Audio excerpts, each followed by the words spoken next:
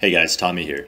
So I'm doing this video on Ethereum versus Ethereum Classic, and it's largely directed toward those who aren't active in the Ethereum and Ethereum Classic community, who may not know what's going on so much, and I want to, help inform you guys.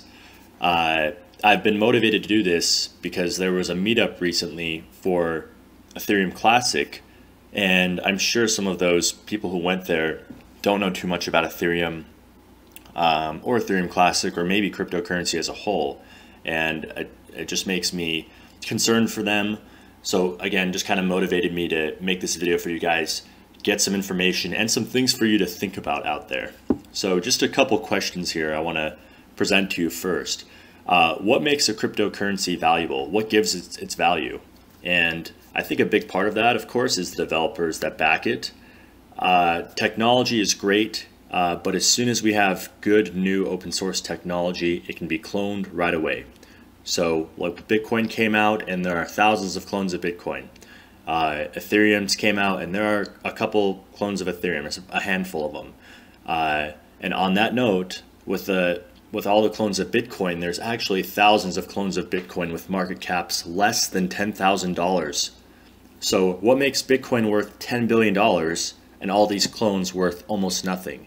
And I think the two major parts of that are the size of the user base. The other part is the developers. So you really want to think about these two things too between Ethereum and Ethereum Classic. Ethereum has a healthy, growing community that's been growing for years. That looks strong, has looked strong. So that's that there. And the developers have, again, been around for years as well, and really are some super bright minds in the cryptocurrency world. And these are some of the things that attracted me to Ethereum. In Ethereum Classic, we have a community that rose very quickly but has pretty much tapered off. You can see the Reddit metrics, which I'll put a link to below, but the community growth has slowed down a ton, and the developers, they haven't really proven themselves in the cryptocurrency world at large. So we have yet to see what they're capable of. So it's just a big gamble there. And again, I'm as an investor, I want, especially in this world that's already like the wild, wild west, I want as much stability as I can find. So these are some things that really create uncertainty. One thing I want to talk about here too. So, and the purpose of this is, maybe some people out there just don't know. And, there's probably some really good people out there that just don't understand why the immutable thing is kind of ridiculous. But I want to kind of shed some light on that. So before Ethereum even came out, I had a vision of, thefts occurring on the blockchain. And in an ideal world, we're able to stop those thefts or prevent them or reverse them. And that is a good thing. That's something that we want. We have a lot of those protections in the real world right now. Credit card companies have those, and it's a good thing we don't have to worry about that all the time. And I think this is going to come to blockchain eventually as well. And Visa, MasterCard, these other companies surely are positioning themselves to be ready for that transition. And again, so this is a good thing. So those blockchains are not going to be immutable.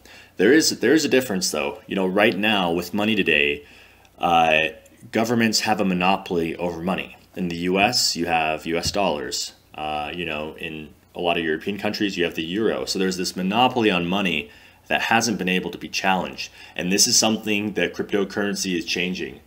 Now there's new sorts of money like Bitcoin, and these are going to grow. We're going to have more options. And this is a really good thing. It's going to provide competition for the kind of money you want to use. And so the video I made a year ago, which I'll also put a link to below, I talk about this. And it makes you think about the kind of money that you'll use in the future. And I think that the kind of money that we'll choose to use in the future is kind of money supported by the whys of the company or the community behind it. Like a good benevolent community, you want to use that money. You want to support those things which you believe in. And I think this is a great thing. It's really going to empower the money that we use and whatnot. So I think that's a wonderful thing. But, as part of that, of course, is we want to use money too that, again, is benevolent, and it changes our perception of, goodness and true justice, and that's awesome. I think as a human race, we'll just evolve because of that. So in that being said, I think what Ethereum has done with the hard fork and reversing the theft is worth 10,000 applauses. It was a victory. It didn't affect anyone negatively except the thief. You know, there was no blockchain rollback. I've heard that. There was no blockchain rollback. It essentially, the whole blockchain stayed the same. It just moved the money that the thief stole back to the investors. That's it.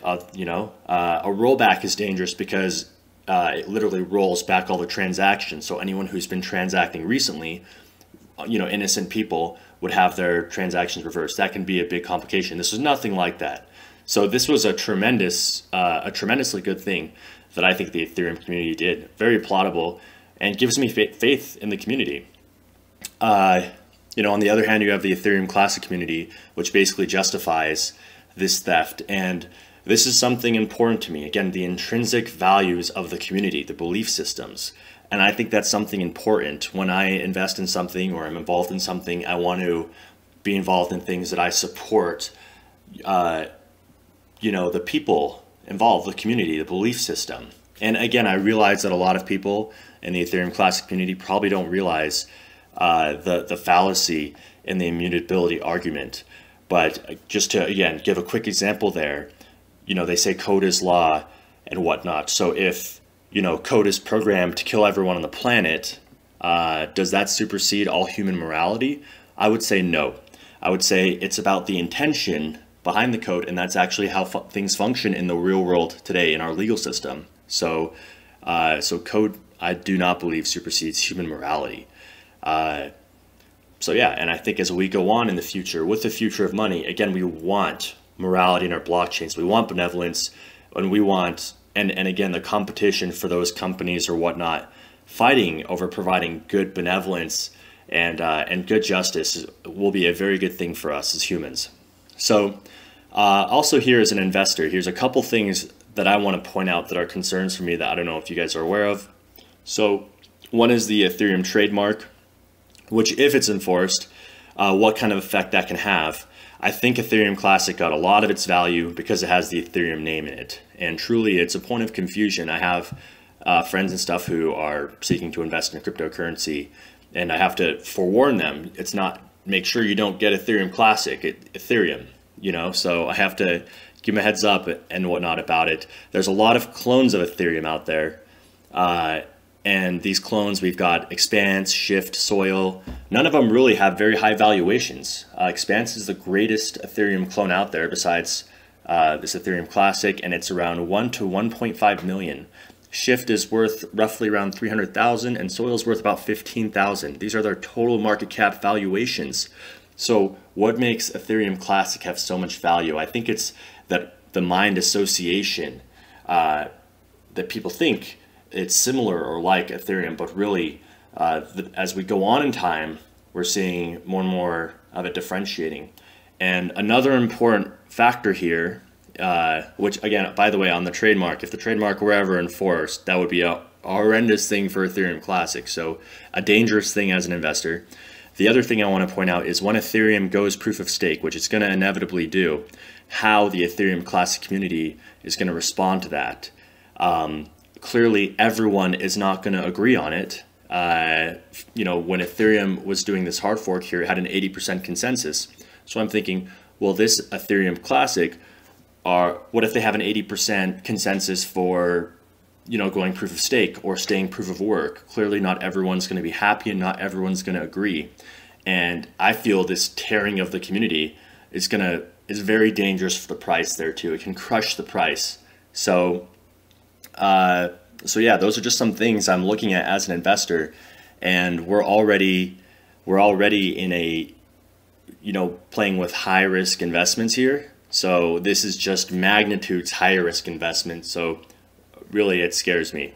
And one other thing I'll mention too, Ethereum had a vulnerability today in Geth that was causing a memory leak. It basically caused the hash rate, the security of the Ethereum network, to drop significantly. It wasn't so bad that it was really dangerous, but it was significant enough to talk about. Luckily, you know, Ethereum developers are really good and they fixed it in less than a day. But I was thinking to myself, what if the hacker found the vulnerability, and because Ethereum and Ethereum Classic have such similar programming, what if they just open the vulnerability on the Ethereum Classic chain? I'm thinking if the Ethereum developers weren't in a hurry to fix it or didn't fix it, would the Ethereum Classic developers, who again, we haven't seen them prove themselves or anything, would they be able to fix it that quickly? We don't know. But that would be very scary. It would open it up to a 51% attack. Excuse me, and more so could cause a lot of loss of confidence, which is again very dangerous for the price. So as an investor, I'm just very, very, very leery of Ethereum Classic, and it's just not an attractive investment for me. But I thought I'd get this out there. I've been seeing a lot of videos on YouTube about Ethereum and Ethereum Classic, and I'm just thinking, dear God, there's people out there who don't even know what's going on there. So I just wanted to share my perspective on it. Of course, do what you guys will. I just want to, give you guys some information and, give you some food for thought. So that's it for now. If you like the video, of course, hit the like button. And if you haven't yet, subscribe. And I'll see you guys in the next one.